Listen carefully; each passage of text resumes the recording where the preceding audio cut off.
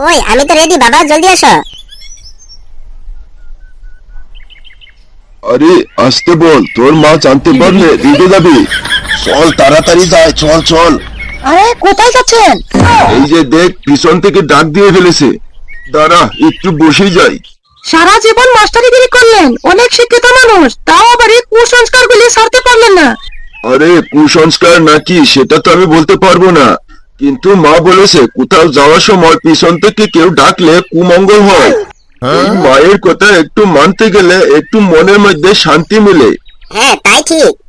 হ্যাঁ, তাছাড়া আর কিছুই না। এই চল চল। আরে শহর থেকে যে পুটু তার বউকে নিয়ে আসতেছে, তার কোনো খবর রয়েছে তোমার? আরে তুমি কোনো চিন্তা করবে না, সবকিছু আমার মাথায় আছে। সবকিছু মাথায় আছে বুঝলাম, কিন্তু বাজার করতে হবে না? এই নাও, বাজার করতে যাও। আরে কালামের দোকানে তো অনেক বাকি পড়ে গিয়েছে। ওই তো তোমাকে টাকাগুলি দিলাম না, ওইটা দিয়ে বাজার করে নিয়ে আসো। আরে তুমি এতগুলি টাকা কোথায় পেলে? ওই আমার মাটির ব্যাংকটা ভেঙেছিল। আচ্ছা আচ্ছা আচ্ছা। আচ্ছা ঠিক আছে, আমি বাজার করে নিয়ে আসি। এই ফেলু, চল বাজার থেকে ঘুরে আসি। আচ্ছা, তোর কি মনে হয় না তোর মা একটু আমাকে বেশি বেশি শাসন করে? তা তো একটু করে। আরে তোর কি মনে হয় আমি তোর মাকে দেখে ভয় পাই? তা তো একটু ভয় পাও। তোর কি ধারণা আমি এটা প্রতিবাদ করতে পারি না? তা তো পারো তুমি। এই যে এভাবে কি রাত মাকে দেখাতে পারো না? আরে তোর কি মনে হয় না তোর মা একটু আমার সাথে বেশি বেশি করে? বেশি বেশি করলে এত বছর সহ্য করছো কিভাবে? আরে ওটা তো ভালোবাসার কারণে। তাহলে বাকি জীবনটা ভালোবাসার জন্য সহ্য করে যাও। চলো আমাদের দেরি হয়ে যাচ্ছে, বাজারে যাই। আরে আমাকে দে না, আমি নিয়ে যাই। আরে না, থাক থাক, আমি নিতে পারবো। আরে স্যার, কেমন আছেন? হ্যাঁ, তা আমি ভালোই আছি, তা তুমি কেমন আছো?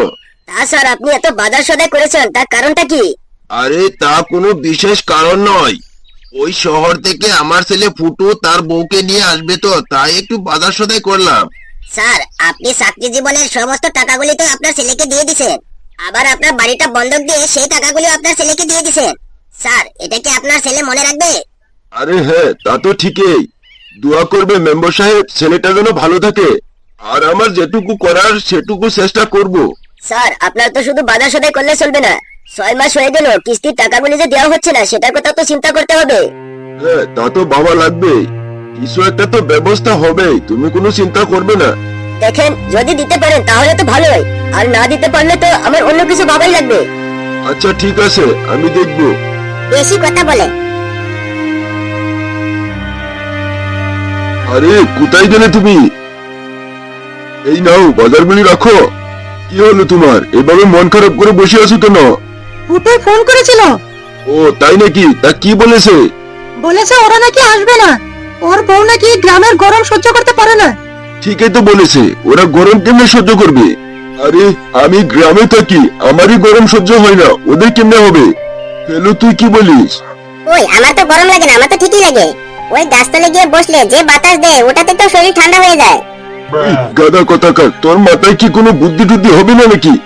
বৌমা এখানে এসে বাতাস খাবার জন্য কি ওই গাছতলায় গিয়ে বসবে নাকি? হ্যাঁ এটাও তো ঠিক, ওকে আসতে বলুন, ওকে হাত পাকা দিয়ে আমি নিজে বাতাস করবো। এই তুই আমার চোখের সামনে থেকে দূর হতো, এখান থেকে যা বলছি। আমি কোথায় যাবো, আমার তো কোনো কাজ কামই নাই। ঠিক আছে তাহলে তুই থাক, আমি এখান থেকে যাই। হ্যাঁ এটা ঠিক আছে, তুমি যাও, আমি মার সাথে কথা বলি। মা, এই সবজিগুলি রাখো তো।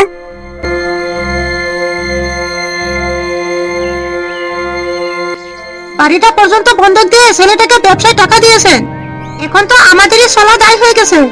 এখন বাড়ির কিস্তির টাকা পরিশোধ করবেন কিভাবে?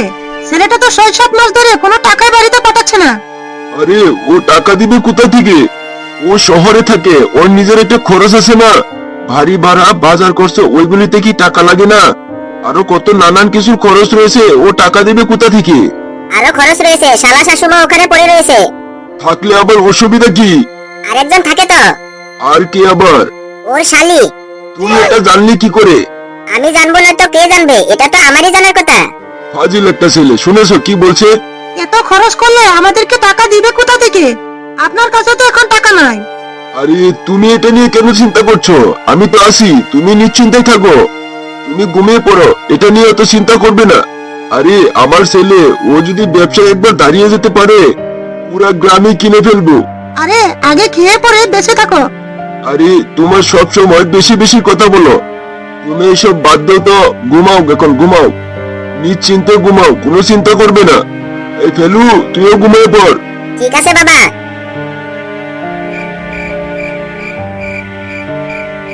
আরে বাবা, তুমি এত রাতে ফোন দিছো? আরে বাবা, তুমি ভালো আছো? আরে সব কথা তো আর তোমার মায়ের সামনে বলা যায় না, তাই আমাকে এই রাত্রে বেলায় ফোন করা হয়েছে। কি এমন কথা আছে বাবা যে রাত্রে বেলায় ফোন করা হয়েছে? আরে এত রাত্রে আবার কে ফোন করেছে? আরে চুপ থাকো, আব্বাই ফোন দিয়েছে। কি এমন কথা রয়েছে যে মার সামনে বলা যায় না? আরে কত ধরনের কথা রয়েছে না, আর বিশেষ কথাটা হলো আমাদের অবস্থাটা তো তুমি ভালো করেই জানো। তোমাকে লেখাপড়া করাতে গিয়ে তো আমার সবকিছু শেষ হয়ে গেছে। আরে বাবা, এটা তো বাপ মার দায়িত্ব, ছেলেকে পড়াতে হবে না? আমি আমার ছেলে পাদুকে পড়াচ্ছি না? আরে সেটা তো করাতেই হবে, আমি তো সেই কথাই বলছি। তোমাকে পড়াশোনা করাতে গিয়ে আমার যা ছিল সবকিছু তো শেষ করে দিয়েছি। আমার একাতে ইনকাম করেছি যত টাকা সবকিছু তো তোমাকে দিয়েছি, কোনো কিছুতে তো অভাব দিই নেই। আমার যতটুকু সাধ্য ছিল ততটুকুই করেছি, কিন্তু এখন তো আমার কাছে তেমন কিছুই নেই। একটা বাড়ি আছে, সেই বাড়িটা আবার বন্ধক দিয়ে সেই টাকাগুলি তোমার ব্যবসায় লাগিয়ে দিয়েছো। রাখতে তো হবে, কি করব বলো? ছেলেটার স্কুল ফিসে 1 লাখ টাকা, ওর টাকাটা তো আমিই দেই। ও কি জানে আমি কোথা থেকে টাকাগুলি দেই? আরে এত জোরে কথা বলতেছে কেন? কত কি কথা রয়েছে? আর তো কিছু করার নেই, এটা তো দিতেই হবে। আরে সেই তো, আমি তো সেটাই বলতেছি। হ্যাঁ সেটাই তো। আচ্ছা ঠিক আছে, এত রাত্রি হয়ে গেছে, এখন ঘুমাও, তুমি ঘুমাও। আরে শোনো শোনো, আরেকটা কথা রয়েছে। আরে মেম্বারে তো ভীষণ টাকার জন্য উরুস্তুল লাগিয়ে দিয়েছে, ওকে তো কোনোভাবে বোঝাতে পারছি না। এখনো বন্ধকে টাকার জন্য ও তো প্রতিদিনই আমাকে জিজ্ঞাসা করে। বাবা তুমি জানো না এখন আমার অবস্থাটা কি চলতেছে? আমি সারাটা দিন কাজ করেছি, অনেক কষ্ট হয়েছে, এখন ঘুমাবো। তুমি আমাকে প্যারা দিতেছো, আমি নিজেও প্যারা পেতেছি। এখন রাখি তো বাবা, পরে কথা বলবো। ফুটু বাবা শুন, ফোনটা কেটে দিল। আরে কয়টা বাজে দেখো তো, এখন তুমি ফোন করতেছো? আর বলো না, এই বাবা ফোন করেছিল। ঠিক আছে, এখনই ফোন চালু করো। আরে ফেলু, তুই এখনো ঘুমাসনি? ঠিক আছে চল ঘুমাবি। কি হচ্ছে তোমাদের? আরে না, কিছু হয় নাই, এই ফুটু রাত্রে ফোন করেছিল। এত রাত্রি হয়ে গেছে এখনো ঘুমাই নাই, সেই জন্য আমাকে বকাঝকা করলো। তাই না রে ফেলু? ঠিক আছে, ঘরে চলে আসো। আরে মেম্বার তো কোনো কথাই শুনতে চাচ্ছে না, কি করি বলতো ফেলু? ভাইজানকে ফোন করো। ফোন না করে কি, আমি এখনো বসে রয়েছি। তোর ভাইজানের তোর কোনো সময়ই নেই, বেশি কথা বললে ফোনটা কেটে দেয়। তাহলে একটা কাজ করো, চলো আমরা ওর বাসায় গিয়ে উঠি। ওর বাসা ছিল না তুমি? হ্যাঁ বাসা তো চিনি, কিন্তু হঠাৎ করে ওর বাসায় যাব, এটা একটা ব্যাপার আছে না। এটা ছাড়া তো আর কোনো উপায় দেখতে পাচ্ছি না। বাড়িঘর কি ছেড়ে চলে যাব? মেম্বারকে বাড়ির চাবি দিয়ে দেবো, আবার শহর থেকে টাকা নিয়ে এসে বাড়িটা গুছিয়ে নিব। তোর মাকে কি বলবো? মাকে বলবো যে ভাইজান আমাদেরকে শহরে যেতে বলেছে। সবাই যাব নাকি তুই একা থাকবি? আরে আমি আবার এখানে কোথায় থাকবো? আচ্ছা ঠিক আছে, দাঁড়া আমি চিন্তা করে দেখি। আরে চলো। শেষ পর্যন্ত কি বাড়িটা দিয়ে দিবে?